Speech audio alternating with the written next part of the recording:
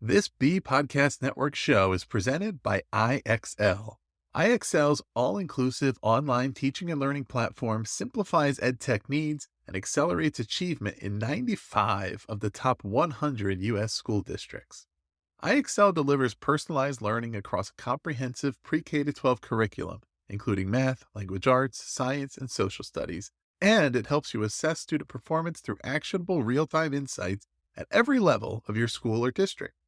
This one solution performs work that typically requires dozens of different tools. Want to find out why so many leading districts trust IXL? Visit ixl.com/BE. That's ixl.com/BE.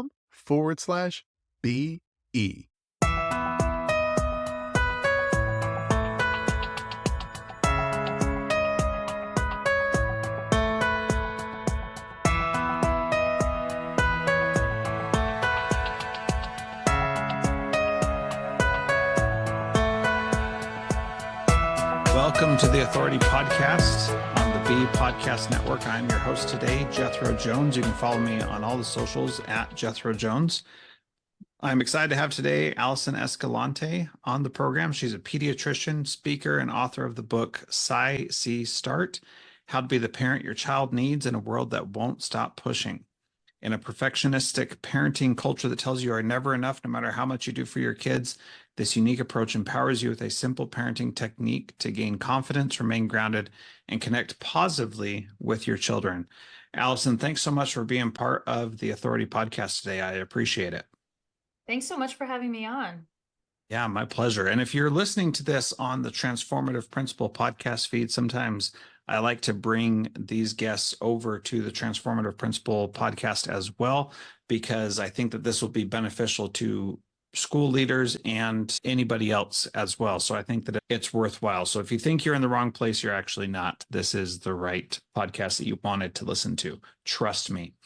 So before we get too deep into what your book is about, let's start by talking about ShouldStorm.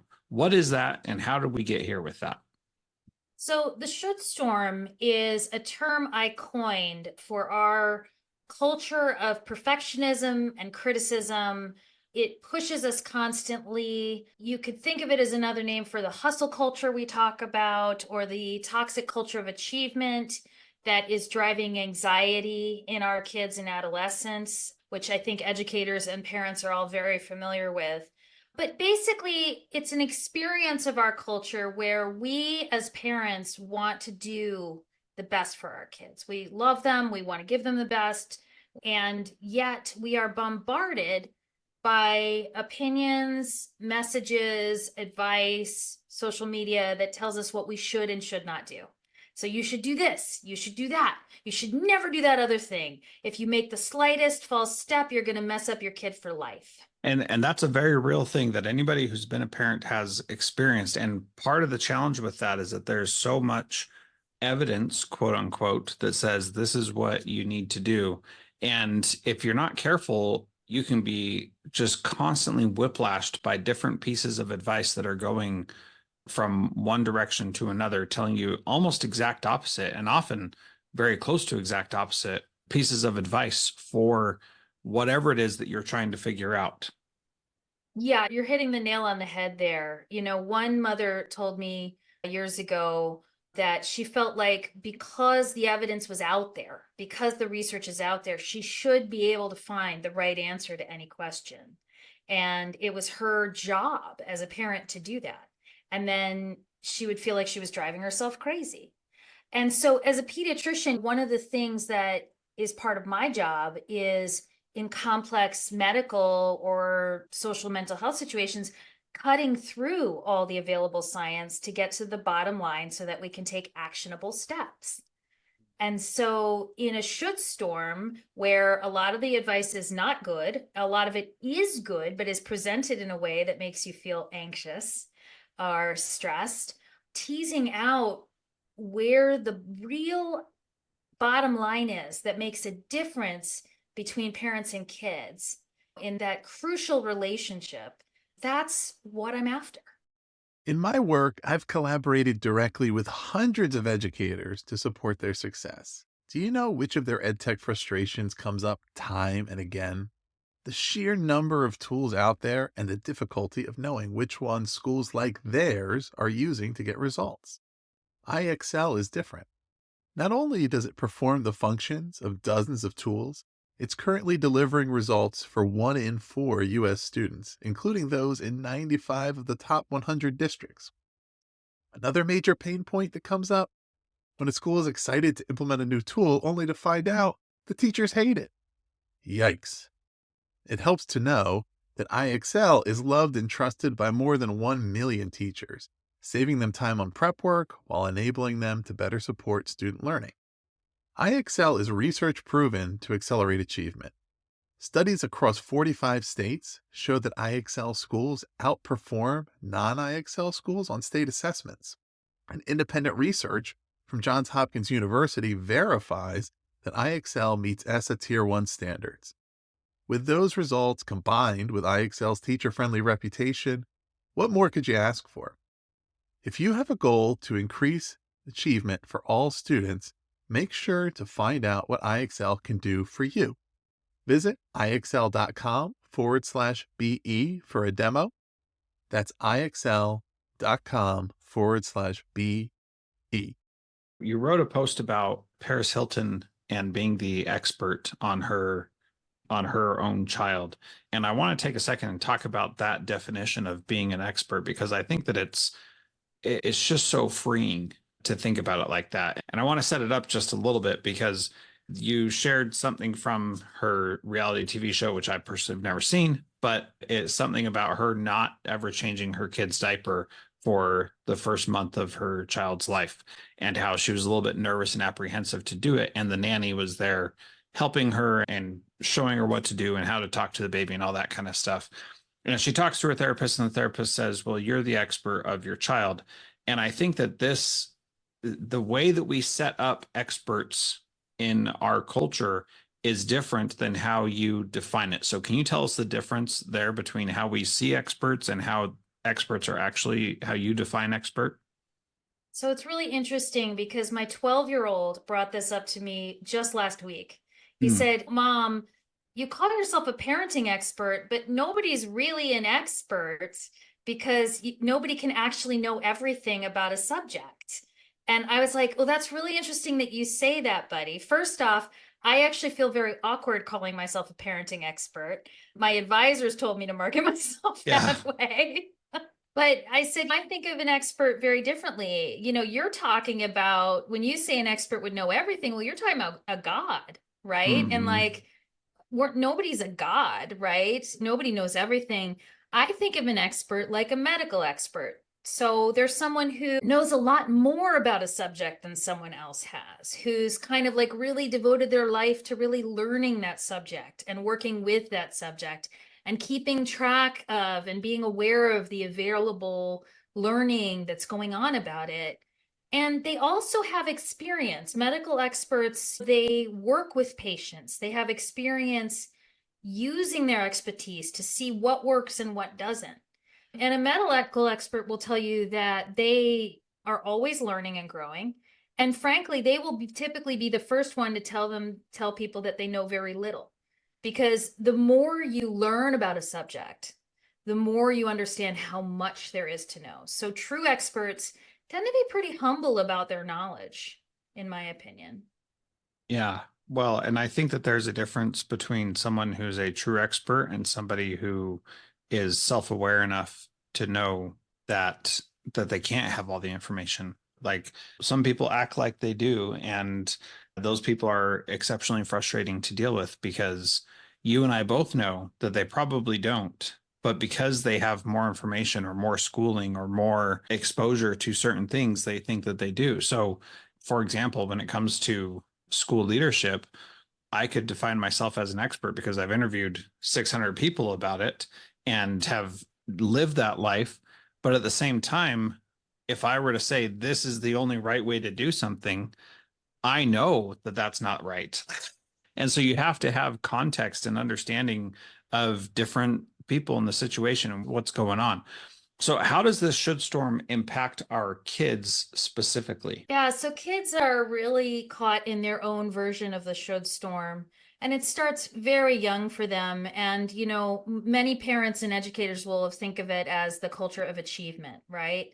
So when they're young, there's certain behavioral expectations. You should always share with your friends. You should be friends with everybody. You should manage your emotions. But then, very quickly by elementary school, we're getting into achievement culture. So, you should get on a travel team. If you don't get on a travel team, you'll never play in high school. If you don't play in high school, you won't go to the right college, and your life will be one of misery and poverty and sorrow the Yeah. rest of your life. Right. I mean, and that's the track. And a lot of that's with the parents, but the kids pick up on this. Or my son will come home from messages that, he'll tell me like what the teacher said. Often it wasn't the teacher that said this, it was the other kids. But this idea that if you get a B on this test, then you'll be put in the wrong class next year. Like that pressure's there in middle school, So the kids know that they're being evaluated and judged from a very young age.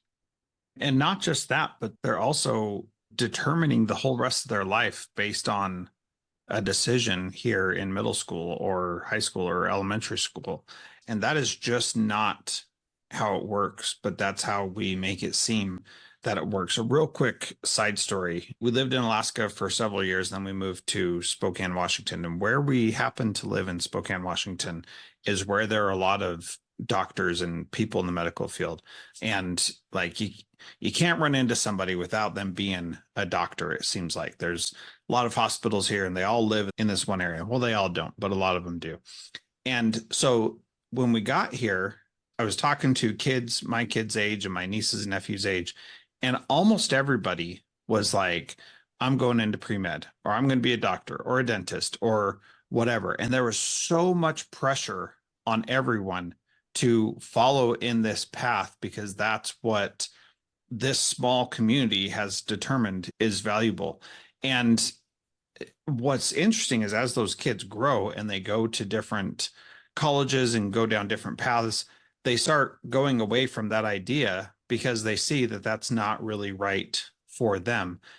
But in this small microcosm of a community, the pressure is huge. And if you don't say, I'm going to be a doctor or a lawyer, then there's obviously something wrong with you. And so even if kids don't want that, they still feel the need to say that because that's what everybody else is saying. And so that pressure is very real, even though nobody says you have to be a doctor or, that's how people feel. That's how kids communicate what they're experiencing. And I think that's a really real issue that people are facing that sometimes we don't even talk about and don't even recognize that it's happening. It's all very real and it can come from so many different places. And, I think in the press, everyone likes to blame social media, but social media is really just transmitting what we're talking about in our communities. So, and, in my community, the pressure, a lot of it comes from the parents or the kids transmitted among themselves. But as the parent of a new high schooler, I think it's astonishing to me how, even though I know how bad this kind of pressure is for kids, recently doing a little like learning about what colleges actually look for now, right?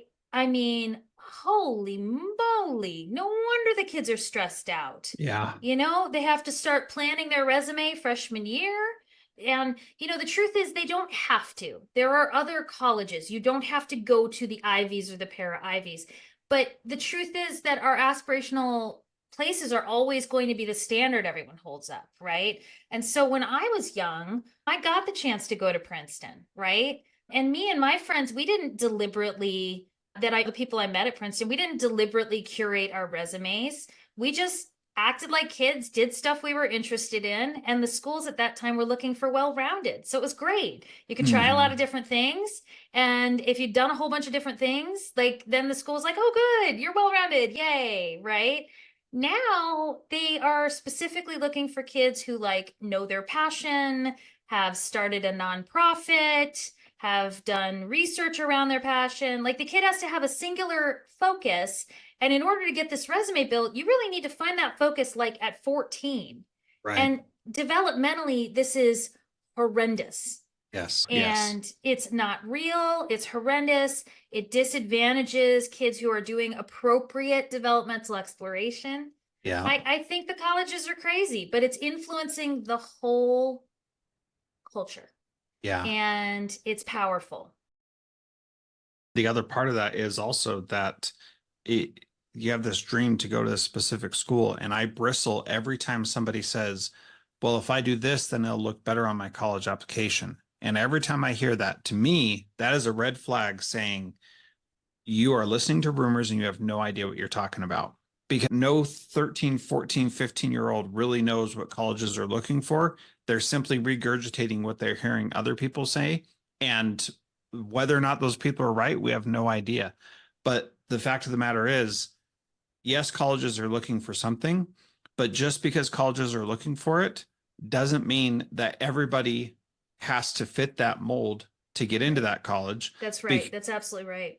And here's the kicker, Alison, is if you are confident in yourself and understand what your purpose is, even if it is just to go to school to the next level, that's it. Like you're still going to have something that not everybody else has. If you're playing somebody else's game, you always lose.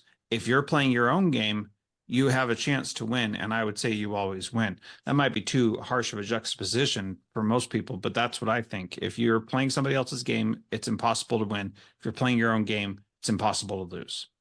Well, I have two thoughts when you say that. One is the research supports that what matters is not the college, but the student. So they looked at a group of kids who, and it was the students who had similar statistics, but some of them went to an Ivy League school and then the others went to like their state school or whatever. And they found that the success in life was the same for this cohort. So it wasn't the Ivy League or going to the quote right school that created the success. It was the student that was curious and motivated and wanted to talk to professors. And I think as a parent, that is deeply comforting. The second thing is, this is exactly it. How do we as parents create a world where we're playing our own game as parents instead of the ShouldStorm's game? How do we create the space for our kids to play their own game and create, parents cannot be held responsible for all the impact of this culture. It's everywhere, right? And yet we can create a relationship that fosters resilience in our kids against that culture. And that's what Sigh, See, Start is all about. Yeah, great segue. Let's talk about Sigh, See, Start. What does it mean? I apologize. Like we could have dove right in, but this was a good conversation. I think it's worth it. So I'm glad we had this. So let's talk about Sigh, See, Start. What does it mean? How do we implement it in our lives as parents? So as a pediatrician, I'm always looking for what works in people's real lives that is not too complicated, right? And there's so much wonderful parenting advice out there that is just too complicated. And then we can't use it because we can't remember it or keep it straight. So Sigh, See, Start is a very simple science-based method that transitions you from the anxiety and the fight or flight mode of the ShouldStorm to confidence and connection with your kids. So I say, hey, like in kindergarten, we all learned that if our clothes are on fire, you stop, drop, and roll, right? So if you're on fire from the ShouldStorm, sigh, see, and start. Okay, so tell me what the sigh means, because I think of my mom sighing and it's usually sighing in disappointment in me. So what does that really mean? That is absolutely right. And so many parents say, oh my gosh, doc, I sigh at my kids all the time anyway. That is perfect. I can remember that. Yeah. So we're going to try to shift that sigh into more of a sigh of relief. The sigh is a built-in mechanism in our bodies. And when we sigh, we take a deep breath in, but more importantly, we breathe out long and slow. And it's that long, slow out breath that sends a message to our nervous system that we are safe We are okay. It's okay to think things through. It's okay to connect. And it's different because when we're in fight or flight mode, which is frankly what the ShouldStorm puts us in, we're breathing fast and shallow. Or we're holding our breath because we're anticipating something negative, Mhm. right? But when we sigh, it's like back hacking your own nervous system and saying, whoa, dude, it's actually okay, you know? And when we do that, we stimulate the vagus nerve, and that turns on the prefrontal cortex. So that's the front part of our brain that lets us do our thinking, our critical decision making. And when we're too stressed out, when we're in fight or flight, that actually turns off because our body is designed to be ready to run away from a lion, right? And you don't need to be thinking at great length about anything or connecting socially if you're running away from a lion. Yeah. So you sigh, you back half your nervous system. When I'm really worked up, I like to sigh 3 times. And you start to feel that calming. You feel your shoulders come down, your brain starts to wake up, you feel more open. And you come into your own body so that you're actually like showing up for your kids with presence instead of like distraction. I really like that. So what is the C and the start part of the Sigh start? So, C is your moment of mindfulness. And a lot of parents like to skip sigh. So, I really encourage them not to skip the sigh because that's your nervous system regulation. But then, as you're becoming present, as you're calming down, you're going to see what's going on. So, you see your child, you see the situation, see their body language. C is about noticing, and this is important because I really don't want to leave out anyone who's visually impaired, right? C is not about vision, it's about observing, noticing. I just picked an S word, so it was an alliteration, Yeah. right? A lot of people teach mindfulness and, they encourage like meditating for an hour or doing yoga for an hour, but busy parents rarely have that kind of time. And if you do, that's great. But the research shows us that moments of mindfulness are actually incredibly powerful and can be as effective as meditating. Yeah. So, the other thing about mindfulness that's really important is we're noticing, we're not doing yet, right? We're not jumping to how do I fix it? We're gathering information. Well, and I appreciate you saying that because the coaching that I do is through Positive Intelligence, which is a Shirzad Shamim program. And what I really like about it is that it is intentionally designed for you to be able to have that moment of mindfulness in whatever situation you're in, so that it's not about you saying, okay, let me get everything perfect and like be in my special place and with my special music and my special temperature and my special blanket to be able to do meditation. It's let me get in control of myself no matter where I'm at. And I think this is really important because it doesn't matter how calm you can be when you're not under stress. It matters how calm you can be when you are experiencing these things and you're feeling this anxiety of, oh, my kid just did X, Y, or Z, and now their life is over. That's the perfect time to be able to be good at this because you don't have to freak out. Yeah. And, the more you practice it, the more second nature it becomes. Mm-hmm. But if you just have Sigh and See, so far we're not that different from other parenting techniques because there's a lot of parenting techniques that mention a pause and a deep breath and some mindfulness. So it's when you get to start that I think this method becomes unique because start is when we take that presence, that self-regulation, we take the information we've just gathered, and now we're going to become scientists. We're going to run an experiment. So you start. Maybe you start thinking about how to do things differently than you normally would. Maybe you start thinking about what's appropriate. Maybe you start by instantly jumping in and separating your two boys that are currently fighting physically, right? Mm-hmm. Maybe you start with a pause. You start nothing because you're not sure what to do. This is one of my favorites because I am a naturally reactive person.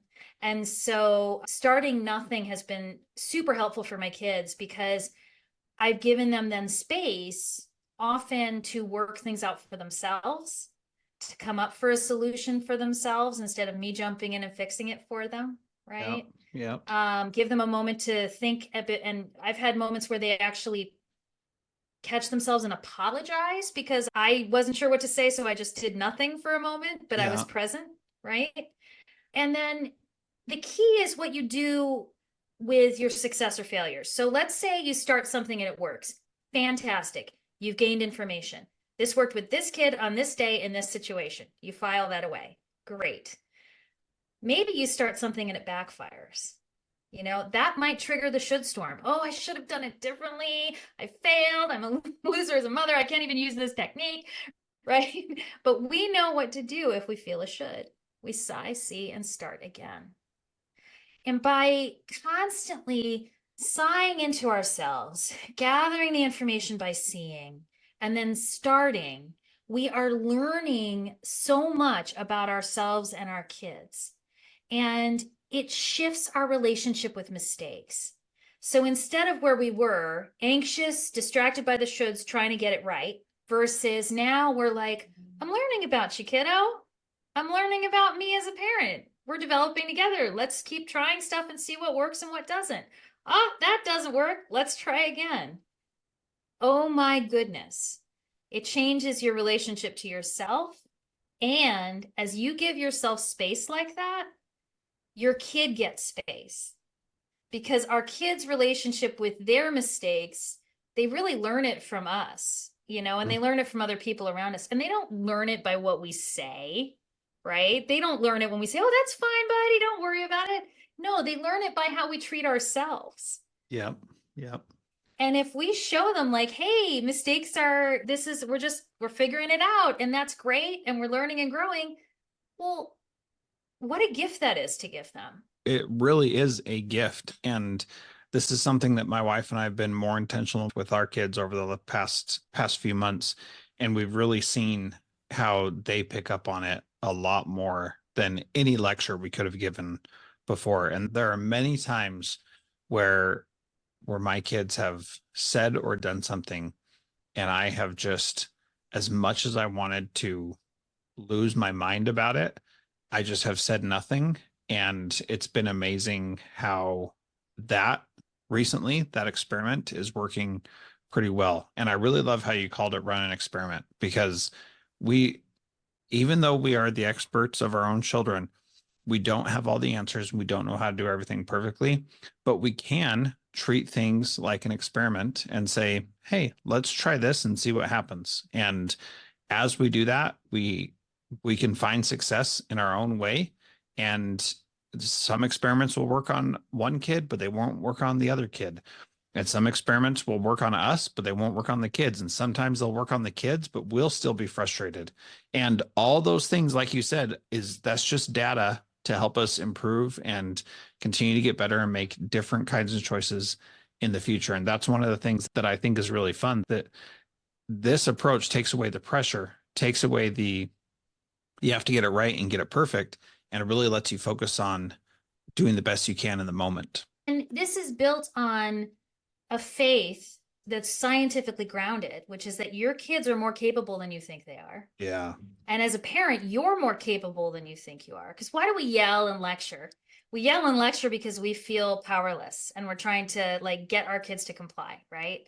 And this method comes from a place of saying, hey, my kid, even if, they're developmentally delayed or something else, they have natural abilities and they have the ability to figure out a lot of problems for themselves if I give them that space. But if I'm always hovering to fix or correct, they have no space, right? Mm-hmm. And I'm capable of better parenting than I realized. If I stop worrying about whether I'm getting it perfect and just engage with my kid and practice, then, something really great happens. Mm-hmm. But I have to go back to one thing you said. What if you do lose it and go off on your kid? Because I can tell you, Sigh, See, Start is not the magic fix it that will mean you will never lose it with your kid again. Right? That is true. We all get overwhelmed and dysregulated, right? Mm-hmm. So Well, that's where we emphasize repair. And there's a whole chapter in the book about that. And it's really important because I think this idea that if we make one mistake, we mess up our kids for life, it makes us then panic when we do fail, right? And it makes it hard to restore that relationship, right? Whereas every parent loses it at some point, right? And so what's really important is to say, hey, buddy, I messed up there. And I feel bad because I spoke to you, I yelled at you, and I said some really disrespectful things to you, right? And I just want to tell you, I'm really sorry about that. I imagine it caused a lot of feelings for you. I would guess it made you feel this way or that way, but I'd love to hear what you think. And I just want to tell you, I'm really sorry for that. And I want to make it right with you. And here's the amazing thing. When you do that, you're also modeling to your kids how to do that as well. Precisely. So that helps a lot for sure. Alison, this has been fantastic. How do people get their hands on the book, Sigh, See, Start, and connect further with you? Well, it's available wherever books are sold, but you can also find me and the book at my website, ShouldStorm.com. Excellent. Very good. This has been awesome talking with you, Alison. Thank you so much for your time, and thanks for being part of the Authority Podcast. Thanks so much, Jeff. This episode was edited by Gage Sanderson. Do you want to simplify your school's technology, save teachers time, and improve students' performance on state assessments? You can do it all, but don't waste another minute. Head straight to ixl.com/BE to learn how IXL's research-proven teaching and learning platform can help you achieve all of these goals. That's ixl.com/BE.